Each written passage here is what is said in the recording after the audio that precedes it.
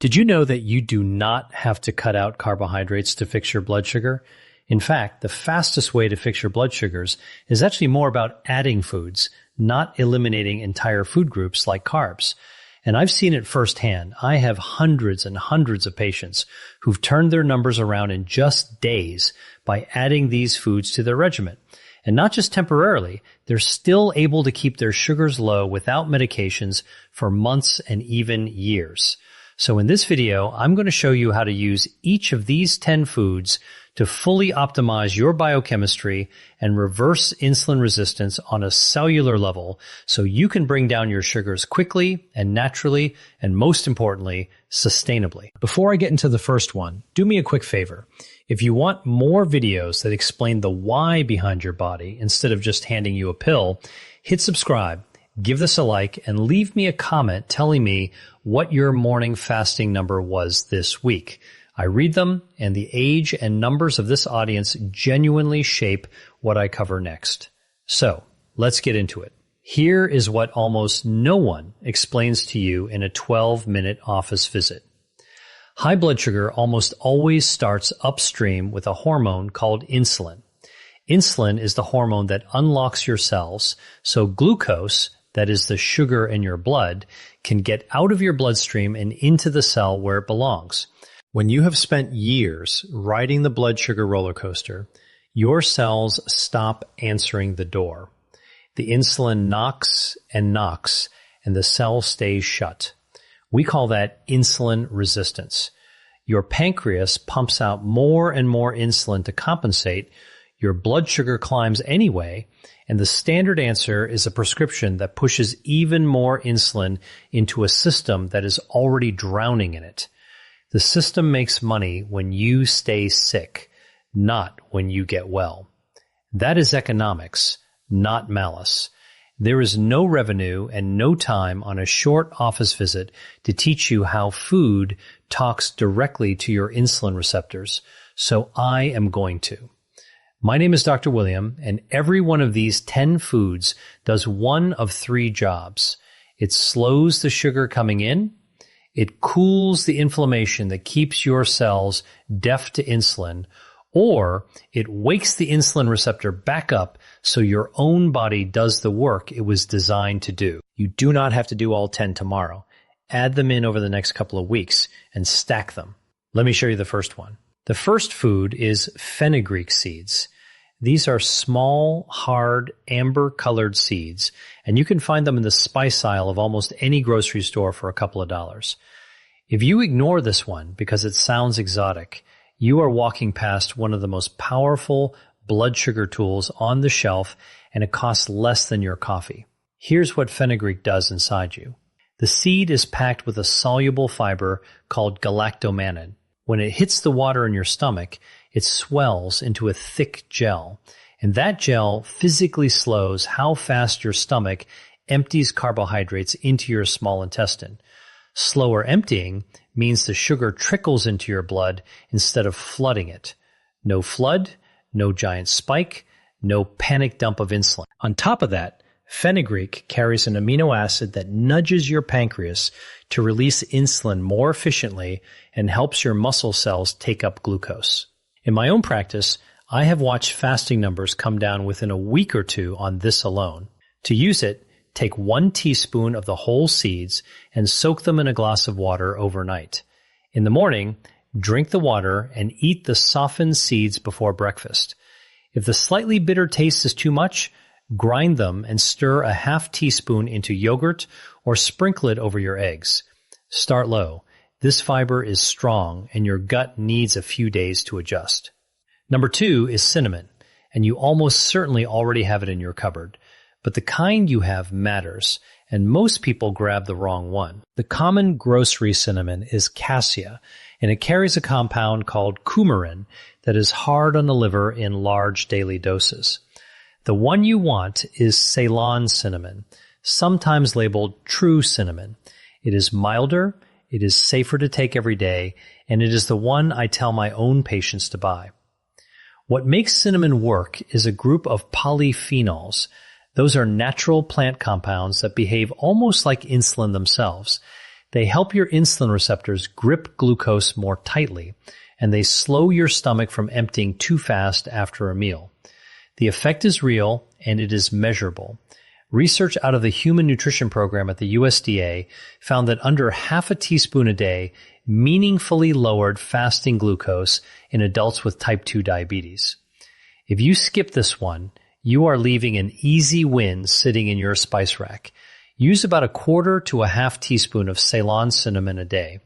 Stir it into your oatmeal, your coffee, or a smoothie. The trick is to pair it with a carbohydrate meal, because that is exactly when you want your receptors gripping harder and your stomach slowing down. Third on the list is broccoli sprouts. And I want you to pay close attention here, because this one is the most underused food in this entire video. Not full broccoli, the little 3-day-old sprouts. Ignore the distinction and you miss almost all the benefit. Broccoli sprouts are loaded with a compound called sulforaphane, and the sprouts contain somewhere between 50 and 100 times more of it than a head of mature broccoli. Sulforaphane does something none of the other foods on this list do quite as directly. It goes to your liver and quiets down the overnight glucose factory. Your liver makes sugar while you sleep, and in insulin resistance it makes far too much, which is why so many of you wake up with a high fasting number you cannot explain. A 2017 study from Lund University in Sweden gave concentrated sulforaphane to people with type 2 diabetes and brought their fasting blood sugar down measurably, with the strongest effect in exactly the people whose sugar was hardest to control. You can grow broccoli sprouts on your own counter in a jar for pennies, or buy them in the produce section. A small handful, a quarter cup, on a salad or sandwich most days is plenty.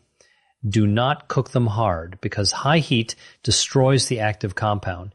Eat them raw or barely wilted. So far, every food has done the same quiet work, slowing the sugar down or waking the receptor up, and we are only 3 in. The next 4 are the ones that change the meals you are already eating. If a friend or someone in your family is fighting their numbers too, send them this video, because this is the stuff no one sat them down and explained. Anyway, number 4 is the avocado. Most people think of it as a fat to avoid because of the calories, and that fear is costing them.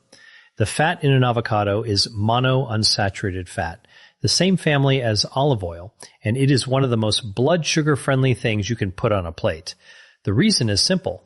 That healthy fat and the fiber inside an avocado slow your entire meal down.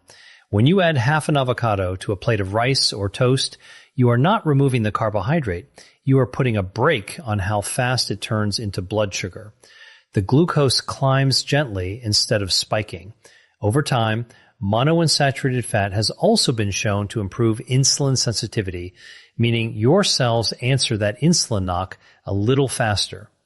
In my experience, this is the easiest food on the list to make a habit, because it makes the meal more filling and you stop reaching for a snack an hour later. Half an avocado a day is a sensible amount. Put it on your eggs in the morning, mash it onto whole grain toast, or add it to a salad that already has a starch in it. Anywhere you have a carbohydrate, an avocado softens the blow. 5th is chia seeds. These are tiny gray and black seeds, and they punch far above their size.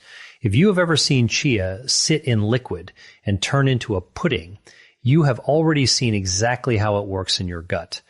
Chia is one of the richest sources of soluble fiber you can buy. When it meets the water in your stomach, it forms that same thick gel we talked about with fenugreek, and that gel wraps around the carbohydrates in your meal and slows their absorption to a crawl. The sugar releases slowly and steadily, so you avoid the spike and the crash that leaves you shaky and hungry an hour later. Chia also carries a plant-based omega-3 fat that helps calm the low-grade inflammation sitting underneath insulin resistance. Cool the inflammation, and the cells start listening to insulin again. 1 to 2 tablespoons a day does the job.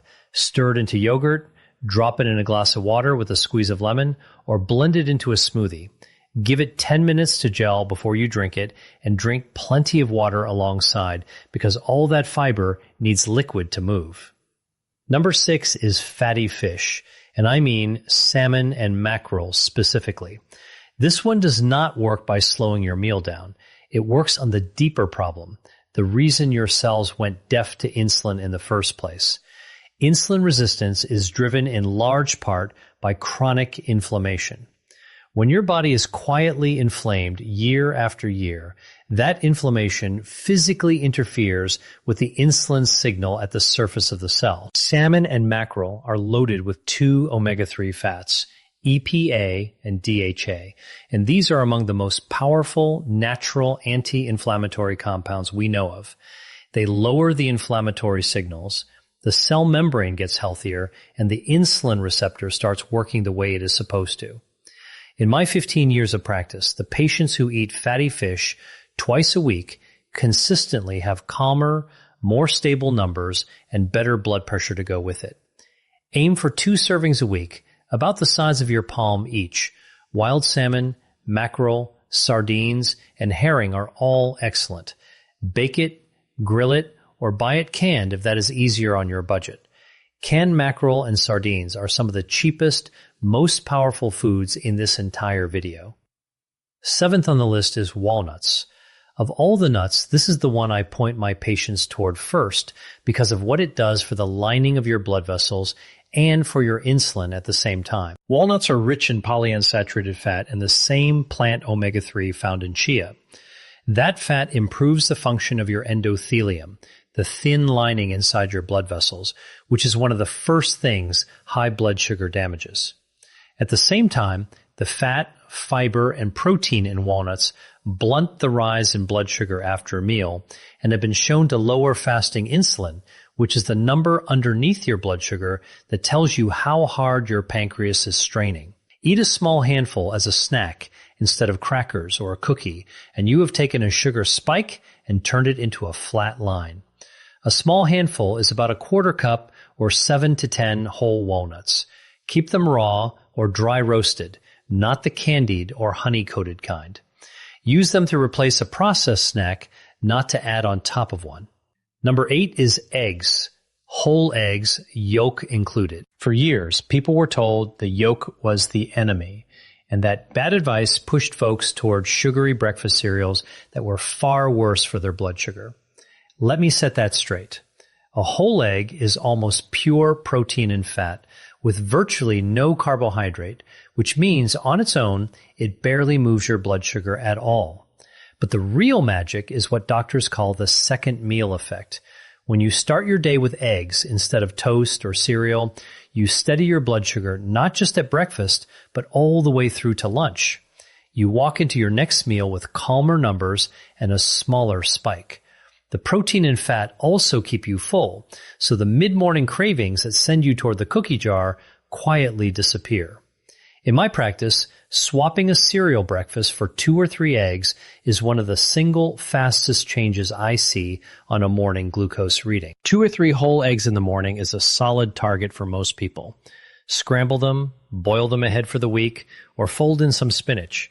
Put that avocado from earlier right on top, and you have built a near-perfect blood sugar breakfast. Number 9 is apple cider vinegar, and this is the one with the fastest visible effect on a glucose meter of anything on this list. If you have a meter at home, you can watch this one work tonight. The active ingredient is acetic acid. It does 2 things at once. It slows your stomach from emptying, so the carbohydrates in your meal arrive in your bloodstream gradually, and it helps your muscles pull glucose out of your blood and use it for fuel. The research here is strong. Work led by Dr. Carol Johnston at Arizona State University found that a tablespoon of vinegar before a carbohydrate meal lowered the after-meal blood sugar spike by roughly 20 to 30% in people with insulin resistance. That is a drug-sized effect from something that costs a few dollars a bottle. Take 1 tablespoon, and this matters, dilute it in a full glass of water 10 to 15 minutes before a meal that has carbohydrates in it. Always dilute it, never drink it straight because the acid is hard on tooth enamel and the throat. And if you take any medication for blood sugar already, talk to your doctor first because vinegar plus that medication can push your sugar down faster than you expect. The 10th food is lentils, and this one proves the whole point of this video. Lentils are a carbohydrate and they will lower your blood sugar. Here's how that works. Lentils are built from a slow carbohydrate called resistant starch, wrapped in soluble fiber and a healthy dose of plant protein. That combination means the glucose inside the lentil is released into your blood slowly and steadily over hours instead of all at once. They actually carry the second meal effect too, so a bowl of lentil soup at lunch gives you steadier sugar into the evening. Clinically, swapping white rice or white potato for lentils a few times a week is one of the most reliable ways I know to bring down an A1C, which is your 3-month average blood sugar. Aim for half a cup to a cup of cooked lentils a few times a week. Use them in a soup, a stew, or a cold salad with that olive oil and a splash of the vinegar we just covered. They are filling, they are cheap, and they stretch a meal further than almost anything else. Let me tell you about someone I will call Donna.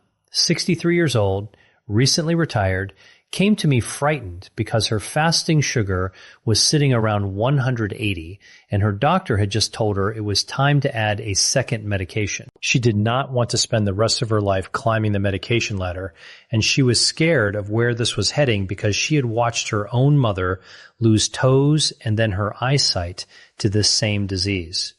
We did not cut her carbohydrates to nothing. We added eggs and avocado in the morning instead of cereal, a tablespoon of vinegar before her bigger meals, lentils swapped in for the white rice, walnuts instead of the afternoon cookie, fatty fish twice a week, cinnamon in her coffee, and broccoli sprouts on her sandwich at lunch. Within the first week, her fasting numbers started dropping. Within 3 months, working alongside her own doctor, she had come down off that second medication entirely, and her A1C had moved from the diabetic range back toward normal. 2 years later, it is held. She did not starve herself. She ate more food, just the right food, and her own body did the rest. So let me tie all 10 of these together, because this is the reason they work when cutting carbs alone fails. Every one of these foods is handing your insulin its job back without starving you. The fiber foods slow the glucose down so your pancreas never has to panic. The fish, the walnuts, and the chia cool the inflammation that was jamming the signal. The cinnamon and the vinegar walk right up to the insulin receptor and help it grip again. Do that meal after meal, day after day, and the cell that stopped answering the door slowly starts opening it on the first knock again. That is what reversing insulin resistance means at the cellular level. And once it happens, your body holds your sugar down on its own, which is exactly why Donna's numbers stayed low for 2 full years. Before I give you tonight's plan, I need to draw one clear line. If you are on insulin or a sulfonylurea, one of the older blood sugar pills, these foods can lower your sugar fast enough that your medication dose may suddenly be too high, and that can drop you into a low. So add these foods with your doctor watching your numbers and let them walk your medication dose down as your body improves. Do not stop any prescription on your own. Bring this list to your next appointment instead. So here's what to do tonight. 5 simple steps. 1. Tomorrow morning, replace your cereal or toast with 2 or 3 whole eggs and half an avocado. That single swap changes your blood sugar for the entire day. 2. Tonight, soak a teaspoon of fenugreek seeds in a glass of water and drink it first thing in the morning. 3. Buy Ceylon cinnamon, not cassia, and start a 1/4 teaspoon a day in your coffee or oatmeal. 4. Before your biggest carbohydrate meal tomorrow, take 1 tablespoon of apple cider vinegar in a full glass of water 15 minutes ahead. 5. This week, swap white rice or white potato for lentils at least twice and put fatty fish on the menu 2 nights. Stack these in over the next 2 weeks. You are not removing the foods you love. You are adding the foods that protect you. Now, everything we did today brings your sugar down during the day and after your meals, but a huge number of you have told me the same strange thing, that your highest reading of the whole day is first thing in the morning before you have eaten a single bite. You fasted all night and your sugar went up anyway. There is a specific reason your liver does that while you sleep, and there is a way to shut it down. I made a video that explains exactly what is happening overnight and how to wake up to a lower number. I will put it right here on the screen.